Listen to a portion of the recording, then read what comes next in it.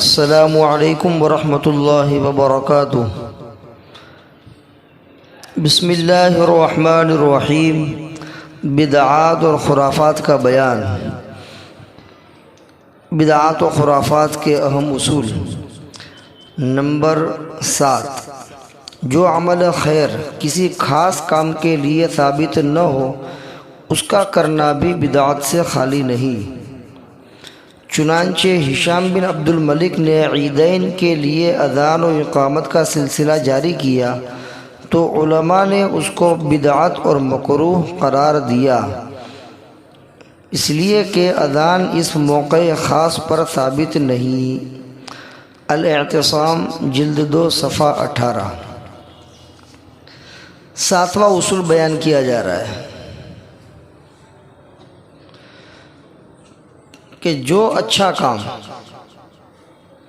کسی خاص موقع کے اوپر ثابت نہیں ہے، کام اچھا ہے فی نفسی لیکن کسی خاص موقع کے اوپر ثابت نہیں ہے، اس کو اس خاص موقع کے اوپر انجام دینا یہ بھی بدعت سے خالی نہیں ہے، یہ بھی بدعت ہے۔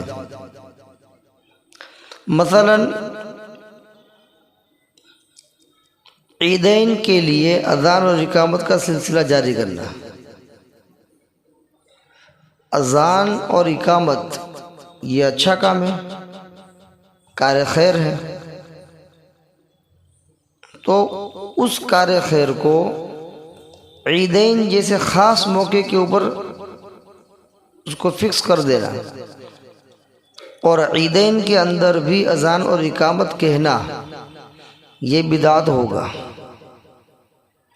اس لیے کہ عیدین ایک خاص موقع ہے، اس موقع کے اوپر اذان اور اقامت ثابت نہیں ہے، لیکن اس کے باوجود اذان اور اقامت فی نفسی اچھے کام ہیں، کار خیر ہیں۔ ان کاموں کو عیدین جیسے مخصوص موقع کے اوپر خاص کر دینا اور عیدین کے موقع کے اوپر بھی گویا کہ اذان کہنا، اقامت کہنا یہ بدعت ہوگا، اس لیے کہ جب ثابت نہیں ہے پھر بھی وہ کر رہا ہے۔ اس لیے ہشام بن عبد الملک اس نے کیا کیا تھا، عید کے موقع کے اوپر اذان اور اقامت کو جاری کیا تو علماء کرام نے اس کو بدعت اور مکروہ قرار دیا، اس لیے کہ اس موقع کے اوپر اذان اور اقامت ثابت ہے ہی نہیں۔ جب ثابت نہیں ہے اس کے باوجود اس خاص موقع کے اوپر اذان اور اقامت کہہ رہا ہے تو گویا کہ ایک مکروہ کام کر رہا ہے، بدعت والا کام کر رہا ہے، اس وجہ سے یہ بدعت ہوگا، یہ صحیح نہیں ہوگا۔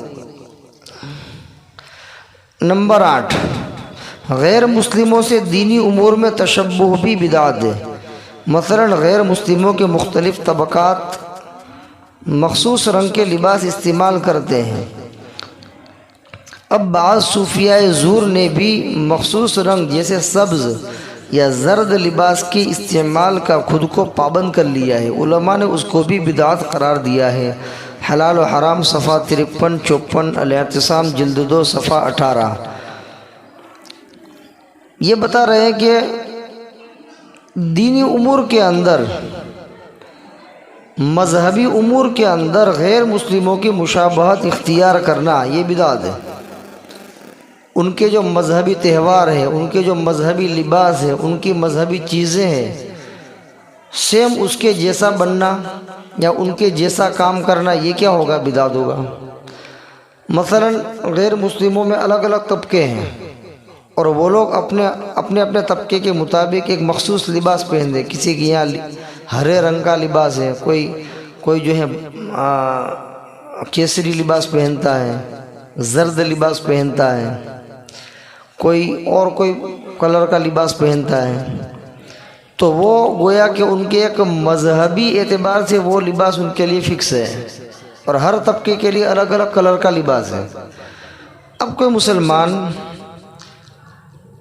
جو ہے اس جیسا لباس پہنے، جیسے عام طور پر صوفیاء زور یعنی جو جھوٹے صوفی ہوتے ہیں، حقیقت میں اللہ والے نہیں، جو مزاروں کے اوپر بیٹھے ہوئے ہیں، جن کے دلوں میں اللہ کا خوف نہیں ہے، اور وہ کیا کرتے ہیں، ہرے کلر کا لباس پہن لیا، یا یہ کہ بالکل کیسری یعنی زرد لباس کا اس نے کپڑا پہن لیا، زرد کلر کا کپڑا پہن لیا، تو یہ جو بناوٹی صوفی ہوتے ہیں اور وہ اس طریقے کا اپنے آپ کو پابند بنا لیتے ہیں کہ جیسے غیر مسلموں کے اندر بھی الگ الگ طبقے ہیں اور وہ اپنا مخصوص لباس پہنتے ہیں، ہم بھی جو ہے ان کی اقتدا کرتے ہوئے کچھ نئے لباس منتخب کر لیں۔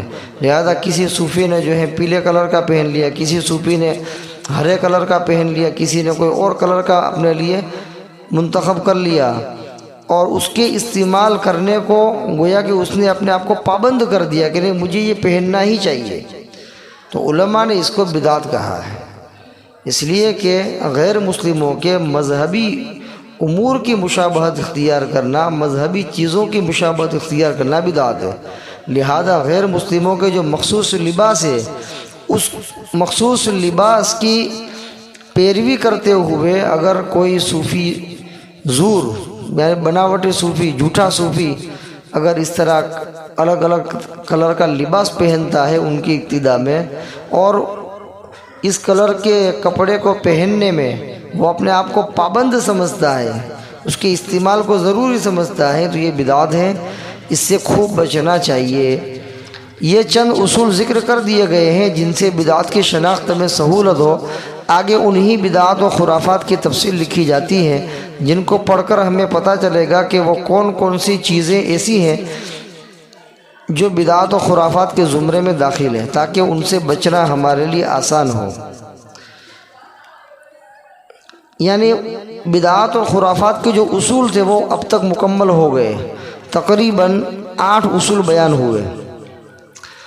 ان اصول کی روشنی میں ہم کو پتہ چلے گا کہ کون سی چیزیں بدعت ہو سکتی ہے۔ جب آدمی کے سامنے اصول ہوگا، اصول سمجھے گا، تو اصول کی روشنی میں وہ کسی چیز کے بدعت ہونے نہ ہونے کا فیصلہ کر سکے گا کہ یہ چیز بدعت ہے یا نہیں ہے۔ اگر اس اصول کے زمرے میں آتی ہیں تو بدعت ہے، نہیں آتی ہیں تو بدعت نہیں ہے۔ تو بہرحال آگے انہی اصول کی روشنی میں بدعات اور خرافات کی پوری تفصیل لکھی جائے گی انشاءاللہ۔ سبکن جو ہے تھوڑا اس کے اندر ریکارڈ کیا جائے گا، اس سے انشاءاللہ ہر ایک کو فائدہ ہوگا کہ کون سی چیزیں بدعت ہیں، کون سی چیزیں بدعت نہیں ہے وغیرہ، تاکہ جب آدمی کے سامنے آ گیا کہ یہ چیز بدعت ہے تو فائدہ کیا ہوگا کہ اس سے بچنا آسان ہوگا۔ ایک یہ ہے کہ آدمی کو پتہ ہی نہ ہو کہ یہ بدعت ہے اور وہ کر رہا ہے تو اس کو پتہ نہیں چلے گا کہ میں بدعت انجام دے رہا ہوں، لیکن جب بدعات کی ایک چیزیں اس کے سامنے آ جائے گی، خرافات کی ایک چیز اس کے سامنے آ جائے گی، تو اس کو اس کے علم کے اندر اضافہ ہوا، اس کو پتہ چل گیا، اب اس سے بچنا اس کے لیے آسان ہو جائے گا۔ اس لیے کہ جب کسی چیز کا علم ہو گیا تو اس علم کے مطابق اس کے لیے کرنا یا اس سے بچنا آسان ہو جاتا ہے۔ کسی اچھی چیز کے کرنے کا حکم ہے، اس کو علم ہو گیا تو اس کے لیے وہ کرنا آسان، کسی بری چیز سے رکنے کا حکم ہے، اس کو علم ہو گیا تو اس سے بچنا آسان ہو جاتا ہے۔ تو اسی طریقے سے آگے بدعات و خرافات کی تفصیل بیان کی جائے گی تاکہ اس سے بچنا آسان ہو جائے، اس کو سمجھنے سے اور اس کو پڑھنے سے، اس کو علم میں لانے سے فائدہ کیا ہوگا کہ اس سے بچنا آسان ہو جائے گا، خود بھی بچ سکیں گے اور دوسروں کو بھی بچا سکیں گے۔ اللہ رب العزت ہر ایک کو عمل کرنے کی توفیق عطا فرمائے، بدعات و خرافات سے پوری امت مسلمہ کے ہر فرد کی حفاظت فرمائے۔ وما علینا الا البلاغ۔ بحوالہ اپنے ایمان و اعمال کی حفاظت کیجیے، صفحہ 117 118۔ السلام علیکم ورحمۃ اللہ وبرکاتہ۔